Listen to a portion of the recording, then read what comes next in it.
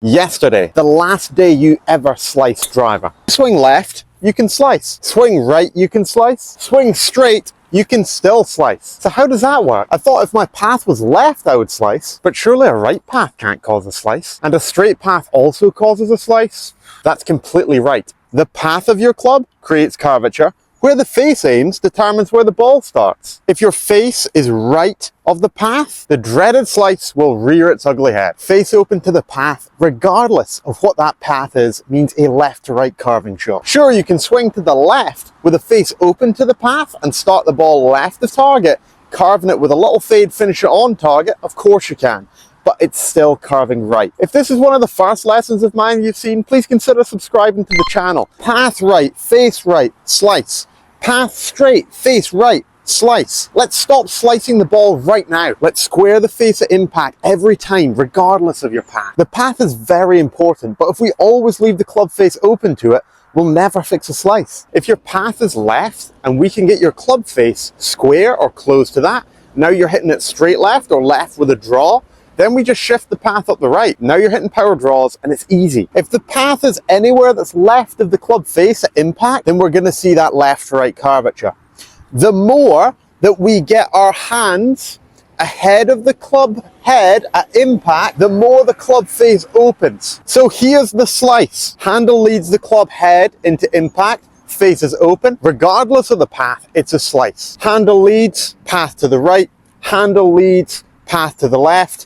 Either or, face is open, and you guessed it, it's a slice. If we get funky with the release, but we don't let the right hand turn over, it's the same problem. Face is open, slice. We need to get the face to close to get the golf ball to go straight. Grab a tee, 5 seconds, you'll be sorted. We're gonna place our tee in the ground and address it. Ball position is just opposite that left foot, just inside it. We're gonna move ball position back, so we're gonna move our body towards target side. So now this tee is behind my center. If I pop my golf club right down in the center there, I've got the tee behind that. A slice is caused by an open club face. If we move the ball back in the stance, we have less time for the club face to close in the downswing. So it's going to be more open and go more right than it was before. And all we're going to do is try and get the club face square to our target line by the time the driver strikes the tee. We're just going to clip the tee, just bringing the driver to it.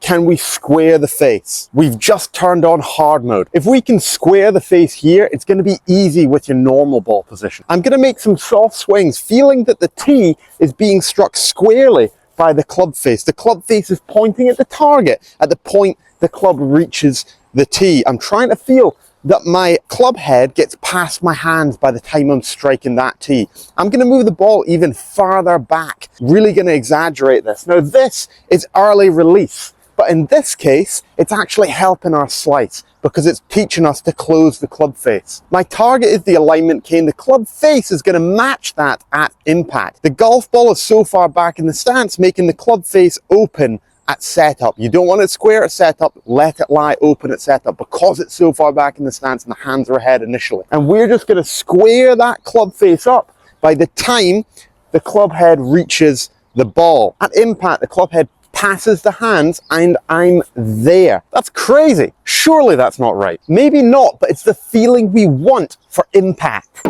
Let's tee one up. I'm going to leave the previous tee where it was. I'm going to tee one up just in front.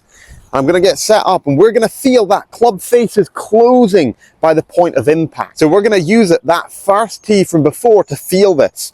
So I'm going to bring that club there. I'm squaring the face. I'm exaggerating it. Now that position between the left arm and the club shaft is incorrect, but it's the feeling we want for impact. We're going to feel that super early release.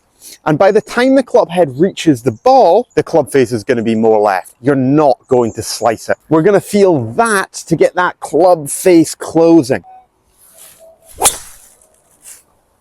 That'll do nicely.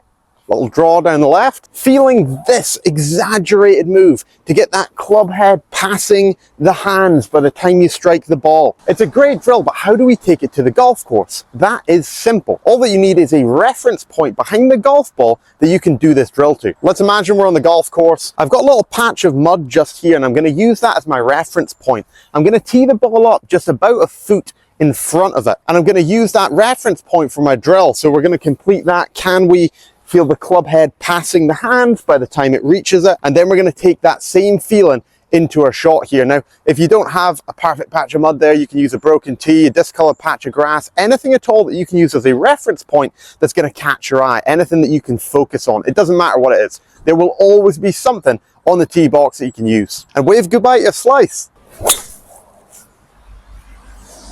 Thanks for watching. Subscribe to the channel so you never miss a free video, and check out the description for my coaching, practice plans, and my 5 golden rules to taking 10 shots off your scores. Have an incredible day.